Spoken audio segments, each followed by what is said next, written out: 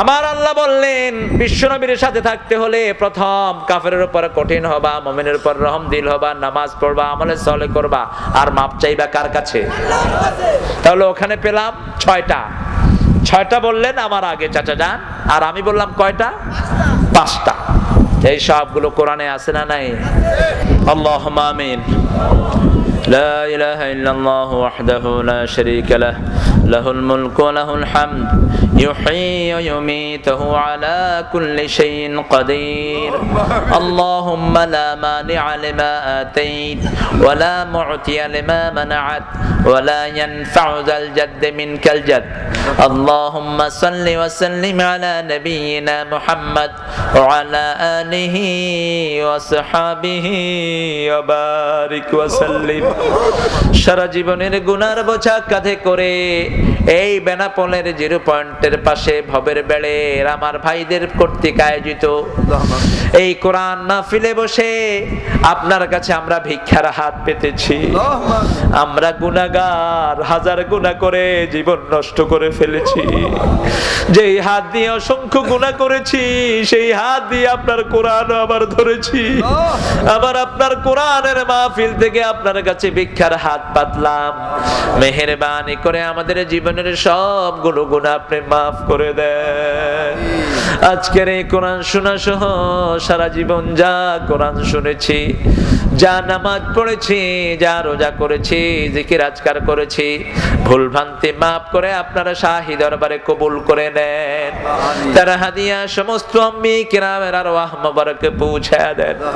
বিশেষ করে যেই নবী সারা জীবন উম্মতি উম্মতি বলে কেঁদেছেন সেই নবীর রওজায় আমাদের সওয়াব পৌঁছিয়ে দাও।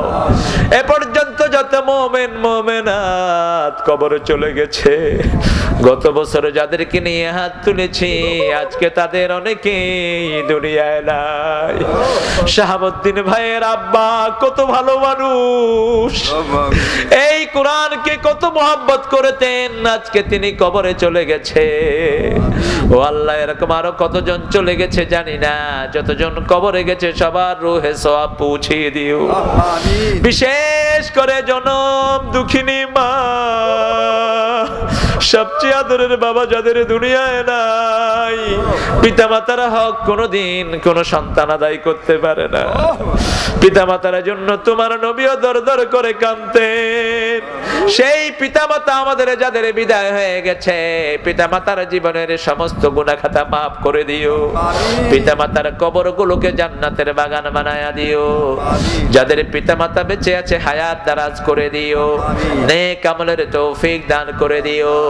রব্বির হামহুমা কামা রাব্বায়ানি সগীরা। এই মাহফিলের উসিলায় এলাকার সমস্ত ঘরগুলোকে কোরআনের ঘর বানায়া দিয়ে যত মা বোন এখানে এসেছেন সকল রকমের নাজায়েজ কাজ থেকে সবাইকে আপনি হেফাজত করে দিয়েন। নারী নির্যাতন একটি কুফরি কাজ, এই কাজ থেকে আমাদের ভাইদেরকে আপনি হেফাজত করে দিয়েন। যত মা বোন এসেছেন সবাইকে মা আয়েশা ফাতেমার মতো কবুল করে নেন। ও আল্লাহ, নিঃসন্তানের বুকটাকে সন্তান দিয়ে ভরে দিয়েন। অসুস্থ মা বোনদেরকে শাফা দান করে দিয়েন। এই মেয়েদের প্রতি রহমতের কথা কত বেশি করে আপনার নবী বলেছেন, সেই হাদিসগুলো মানার তৌফিক আমাদেরকে দান করে দিয়েন। আপনার কোন নবী তো বিবিদের গায়ে হাত তুলেন নাই। সকল নবীরা বিবিদেরকে বড় বেশি ভালোবেসেছেন, মেয়েদের প্রতি রহমতের কথা বলেছেন বড় বেশি। সেই রহমত দেওয়ার তৌফিক আমাদেরকে দান করে দিয়েন। সোনার টুকরা যুবকগুলোকে সাইয়েদনা হামজার মতো কবুল করে নিয়েন। বেকারত্ব থাকলে দূর করে দিয়েন, অসুস্থতা থাকলে ভালো করে দিয়েন। আপনাকে ডেকে ডেকে যাদের দাড়ি সাদা হয়ে গেছে, ও আল্লাহ, এই লোকদেরকে সাইয়েদনা আবু বকরের মতো কবুল করে নিয়েন। দিন কায়েমের আন্দোলনে সবাইকে শামিল করে দিয়েন। আল্লাহ, এলাকার এমপি ছিলেন আমার চাচা যান, নিজের বিবিকে হারিয়েছে। আল্লাহ, তাকে আপনি জান্নাতুল ফেরদাউসের মেহমান বানায়া দিয়ে শাহাদাতুজ্জামান সাহেবের হায়াতকে আপনি দারাজ করে দিয়েন। আল্লাহ যত ওলামা হযরত এখানে এসেছেন সবাইকে আপনি কবুল করে নেন। আমার ভাইয়েরা বড় সরল, যেই সহি কথাগুলো শুনেছেন আমল করার তৌফিক দিয়ে আল্লাহ শিরক বিদআত থেকে আমাদেরকে হেফাজত করে দিয়েন। যেই দলকে আপনি নাজাত দিবেন সেই দলের শামিল আমাদেরকে করে দিয়েন। আমিন আমিন। আল্লাহ এই মাহফিলটাকে কিয়ামত পর্যন্ত হেদায়েতের মারকাজ বানায়া দিয়েন। আমিন। আল্লাহ হাফিজের আব্বা বড় অসুস্থ, তাকে শাফা নসিব করে দিয়েন। তার সাথে যত রোগী আছে সবাইকে আপনি ভালো করে দিয়েন। আল্লাহ শাহাবুদ্দিন ভাইয়ের আব্বার কবরকে জান্নাতের বাগান বানায়া দিয়েন। আল্লাহ এলাকার মানুষগুলো আপনার কোরআনকে বড় বেশি ভালোবাসে। সারা বাংলাদেশে কোরআন ভালোবাসার লোকদেরকে আমাদের নেতা বানায়া দিয়েন। যারা ইসলাম চায় না, কোরআন চায় না, ঈমান চায় না, এদের গজব থেকে আমাদেরকে হেফাজত করে দিয়েন। আল্লাহ যারা কোরআন চায়, ইসলাম চায়, নবীর আদর্শ অনুযায়ী চলতে চায়, তাদেরকে আমাদের নেতা বানায়া দিয়েন। বাংলার সমস্ত সম্পত্তিকে আপনি হেফাজত করে দিয়েন। ও আল্লাহ আমাদের পুলিশ, আমাদের আর্মি, বিডিআরকে ইসলামের জন্য কবুল করে নিন। আল্লাহ আমার ভাইয়ারা কে কোন নিয়তে হাত তুলেছে আপনি জানেন। সকল ছেলে মেয়েদের পরীক্ষায় আপনি কামিয়াবি দান করে দিয়েন। আল্লাহ কখনকার মৃত্যু আসে জানি না, কার জানাজার কাপড় দোকানে এসেছে জানি না, কার মৌতের খাটলিয়া তৈরি হয়ে আসে জানি না, কার জীবনের শেষ মুনাজাত এই মুনাজাত জানি না।